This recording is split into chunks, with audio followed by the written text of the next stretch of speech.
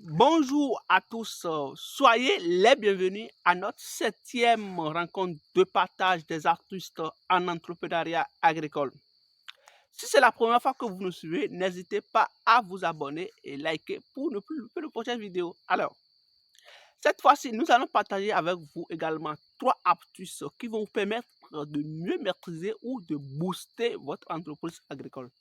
Le tout premier astuce de cette semaine va essentiellement sur comment il faut protéger votre ferme en période de saison sèche. Alors, il est important en tant que jeune entrepreneur débutant, quand vous commencez, planifiez-en. En début de la saison sèche, faites tout possible pour réaliser ce qu'on appelle le pare-feu. Le pare-feu se fait sur voire 3 mètres, entre 3 mètres et 10 mètres de long autour de votre ferme. Cela vous permettra de maîtriser en étant soit peu ce qu'on appelle les feux de brousse. Les feux de brousse qui peuvent venir à tout moment, quand et comment vous ne pouvez pas les maîtriser. Alors quand vous faites votre pare-feu, vous êtes sûr que oui, quels que soient les dégâts, ça n'atteindra pas ma ferme.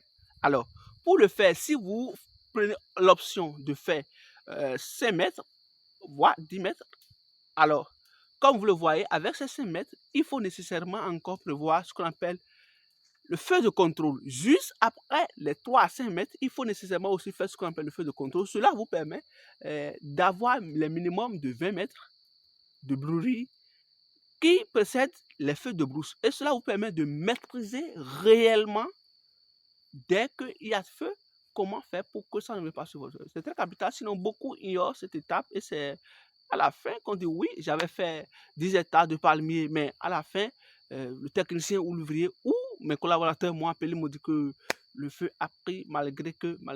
C'est parce qu'il n'y avait pas vraiment une planification, une réalisation digne du nom de ce qu'on appelle le parfait autour de la ferme. Alors c'est très capital en tant que jeune entrepreneur de prévoir cela, même si vous venez de commencer, que dès la saison sèche, vous devez faire ce qu'on appelle le pare-feu et même le pare-feu contre le contre-feu pour les pare-feux. Très important. Alors, notre deuxième astuce de la semaine, je vais rapidement vous le décliner, c'est toujours pour la protection de votre ferme parce que vous avez peut-être 10 hectares ou 15 hectares, voire 50 hectares, 100 hectares. Vous ne pouvez pas faire la clôture avec briques autour de cette ferme ou vous ne pouvez pas avoir une maîtrise parfaite autour de cette superficie. Alors, ce qu'il faut faire pour éviter ce qu'on appelle la transhumance, parce que tout le monde, tous ici, nous subissons ce qu'on appelle la transhumance. Le déplacement des animaux, on ne peut pas le refuser. Quelles que soient les lois qui régissent cela, on ne pourra pas. Alors, comment faire?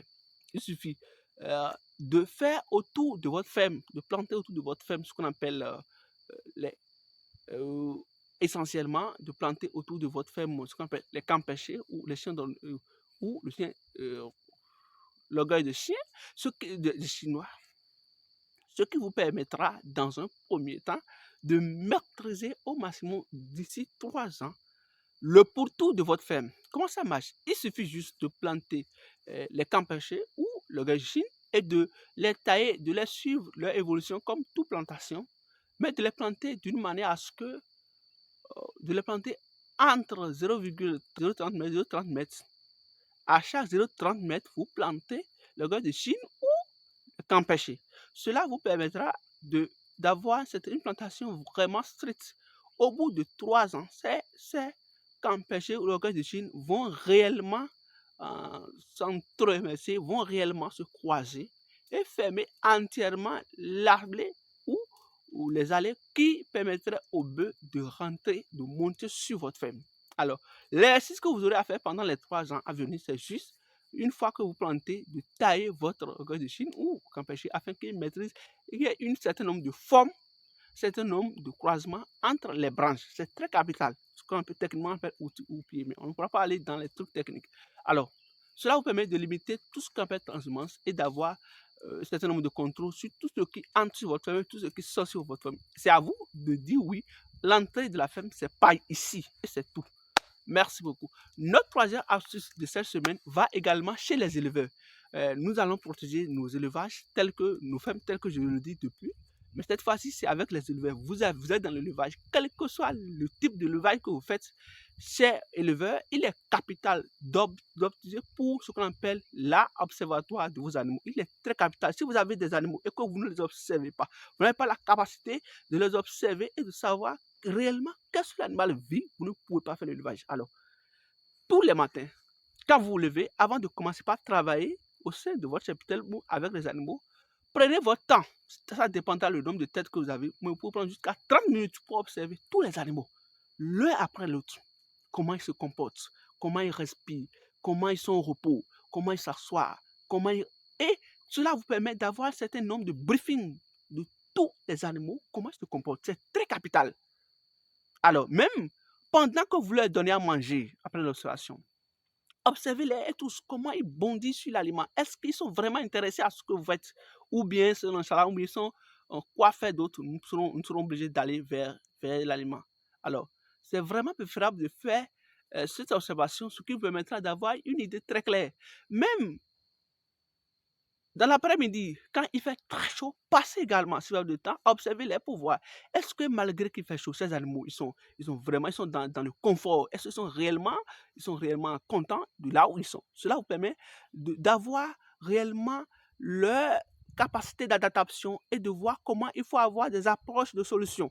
C'est réellement ce que les vétérinaires, les hommes sages en élevage utilisent pour pouvoir mieux protéger leur élevage contre un certain nombre de casques.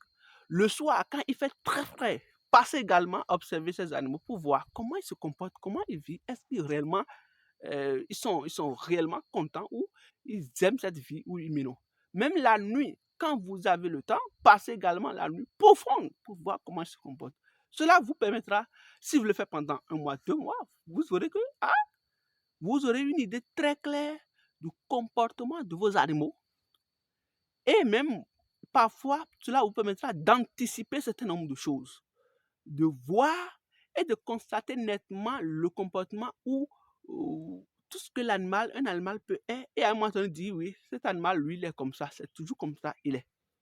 Voilà, c'est ce à quoi je vous invite pour cette semaine pour pouvoir réussir vos élevages. Alors, je m'appelle Tosso Laurent, je suis le chef de l'entreprise AgroBiotos. Si c'est la première fois que vous me suivez et que cette vidéo vous parle, n'hésitez pas à vous abonner et partager avec vos amis pour atteindre le plus grand nombre de personnes possible. Ciao, merci beaucoup, à la prochaine.